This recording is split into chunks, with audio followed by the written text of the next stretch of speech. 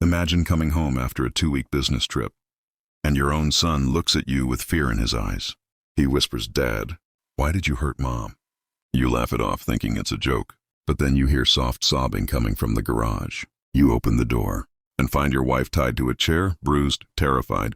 She looks at you and whispers, It was you, but you weren't even there." What would you do if someone was pretending to be you and trying to destroy your life? I had just returned from Chicago, exhausted from endless meetings, long flights, and back-to-back deadlines.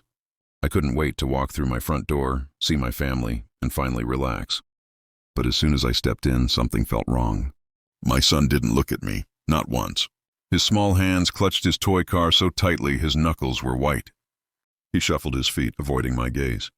And then he whispered the words I'll never forget. "Dad, why did you hurt Mom?" I froze. My heart skipped a beat. "Buddy, what are you talking about?"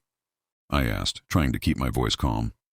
But he just shook his head, tears forming in his eyes, muttering the same thing over and over. I tried to convince myself it was a misunderstanding. Maybe he had imagined something. Maybe it was a dream. But the fear in his eyes, it wasn't normal. Later that night, I couldn't sleep. Something was gnawing at me, a sense that something was very wrong. Then I heard it, soft, broken sobbing coming from the garage.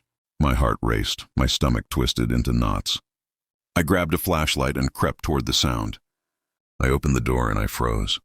There she was, my wife, bruised, bloodied, tied to a chair, shaking uncontrollably. Her eyes were wide with terror.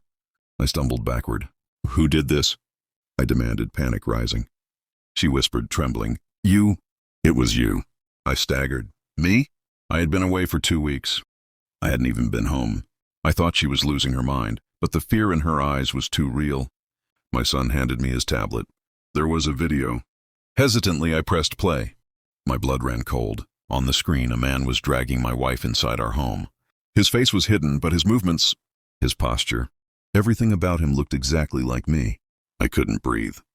I checked everything, my flights, meetings, hotel receipts. I'd been in Chicago the whole time. I hadn't been home for 2 weeks. And yet there on that screen, someone was pretending to be me, torturing my family. I called the police immediately, but I knew they would take time. Time I didn't have. I had to find this man before he came back. I had to make sure he couldn't hurt anyone else. I combed through every clue I could find. Security footage from the street, timestamps from my home cameras, tiny details in the video. Every scrap of evidence mattered. Then I noticed a slip, a reflection in a mirror showing part of his face. His walk, the way he moved. Not me, but someone who had been studying me. He knew my life better than anyone. I tracked him to an abandoned warehouse on the outskirts of town. I didn't call anyone. I couldn't risk him disappearing again. The place was dark, dusty, the air thick with tension. Shadows stretched across the walls as I stepped inside, and then I saw him. He turned slowly, a smirk curling on his lips. The resemblance was uncanny. He could have been my twin, except for the darkness in his eyes. "You shouldn't have come here," he said. His voice was calm, terrifyingly calm. I didn't hesitate.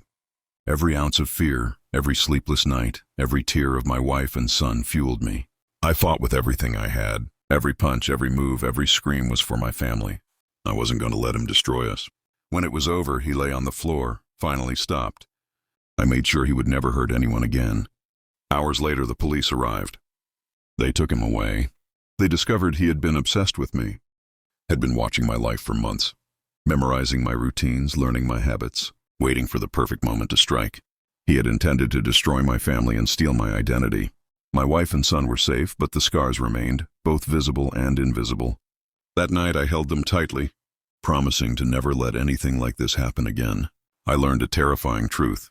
The danger sometimes comes not from strangers, but from someone who knows you too well. I'll never forget that night. I'll never forget the fear in my son's eyes, the tears on my wife's face, or the twisted smile of the man who looked like me. I'll never forget the lesson I learned. Trust your instincts. Even when reality seems impossible, protect your family, no matter what. And if someone tries to destroy your life, make sure they regret it. Sometimes the monsters aren't hiding in the shadows, they're wearing your face. And I survived. But I'll never forget